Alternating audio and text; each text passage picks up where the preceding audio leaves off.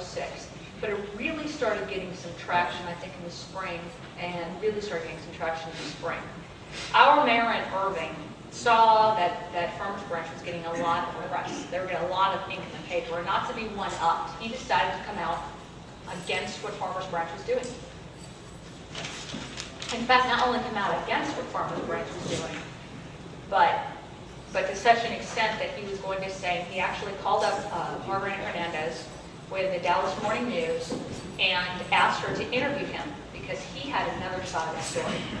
Farmers Branch was not going to be Irving was not going to be a Farmers Branch. In fact, he read the charter, and according to his understanding, Irving welcomes all of its inhabitants, and that was his word, all of its inhabitants. So, and we should treat all of our inhabitants equally. Further escalating this debate going on in the city and bringing Irving into the national discussion on this, our mayor met with some group called Acorn. And they talked to him and they said, look, we want you to sign a letter. We want you to sign a letter saying that you will not enforce you will not allow your police to enforce federal illegal immigration laws. And he signed it.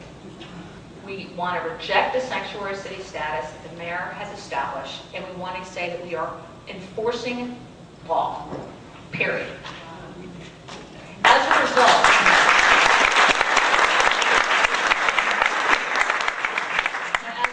of Sue and her group's work, what they were able to do was get our city manager and our police chief to start looking at other ways that we could somehow do this without it becoming a policy decision. And what they did was a system that we have now given a fancy name to. We call it CAPIS. It's the Criminal Alien Program. And all it is a program. It's not really a program. It's a policy that the federal government has had for years that every city has access to. If we get somebody who is arrested for a criminal activity, brought into our jail, and they cannot give us documentation that they are a U.S. citizen, we pick up the phone, we dial in the ICE office, and we say, can you come over and have an interview and see if this person is legal or illegal? That is the program that our mayor has been going around to city after city, and even at the federal government level, and saying this is our fantastic Irving CAP program. Wow. That is what it is. Our police officers are doing nothing proactive. Our city is doing nothing more than they're dialing into the ICE office, having ICE agents come out and handle the problem, which Dallas actually has ICE agents in its jail. It's a county jail, but Dallas actually does that. Farmers Branch does it. Carrollton does it. It is not a unique new program, but we're taking credit for it. The reason why we're taking credit for it is because we've got things like this letter and articles that have gone out that we now have to backtrack. Because after we had an election in May, there was a city council member who was an incumbent who supported that position of the mayor's, and he got kicked out of office.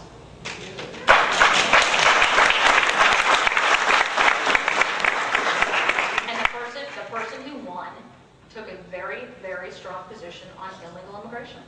And people want to hear that. Now, what I've been trying to bring into Irving is 287G. 287G is a federal program, which more or less it allows cities, it's an avenue for cities to be able to do something.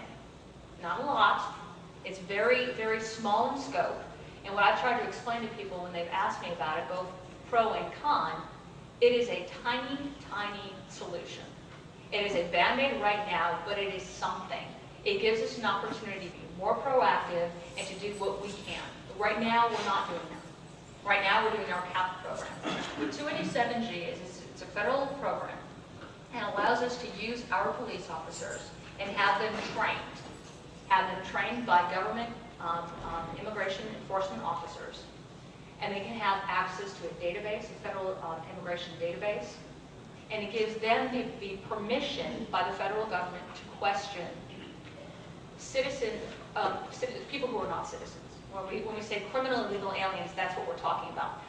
How do you really justify we need more police officers writing tickets, other than we need more police officers affecting and talking about criminal illegal aliens? It's really a hard argument to make. Because we're talking about hiring 20 additional officers, and yet we can't afford 3 to do this program.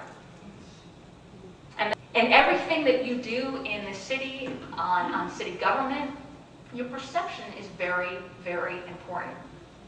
And the perception that we have right now, that we are open to all inhabitants and that we are not going to enforce federal illegal immigration laws, is a negative perception in my mind. And as a result, and Farmers Branch, really, if you look at their population, the Metroplex is a small city. And they are all by themselves right now. And what you need is you need to have a regional cooperative until such time you can have a national cooperative, which is what we're asking our federal government to provide. But right now, what we can do is on the city council, our city councils around the Metroplex, is get together. Because I'll tell you right now, it's a lot more difficult if all the cities start making a point. And there's a perception, North Texas is very unfriendly to criminal illegal aliens.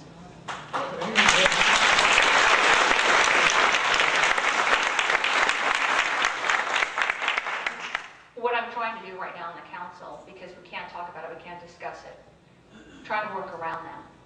And instead right now of bringing up new ordinances that we can argue will just cost us lawsuit money, what I'm trying to do is enforce the ordinances that we have already on the books. We have a problem in Irving, and 7 of our council members don't agree with me, but we have a problem in Irving. We have too many people living in single-family homes. And I know Irving is not alone in that. We have too many people living in single-family homes. So, and regardless of whether or not they are legal or illegal, the problem is we are overpopulated in many of our neighborhoods. And as a result, you've got too many cars in yards, you've got too many kids in schools, you've got a stress on our healthcare system. What we can start doing is really cracking down in neighborhoods. It doesn't necessitate a new ordinance. We need to start enforcing our laws, both city, both state, and federal.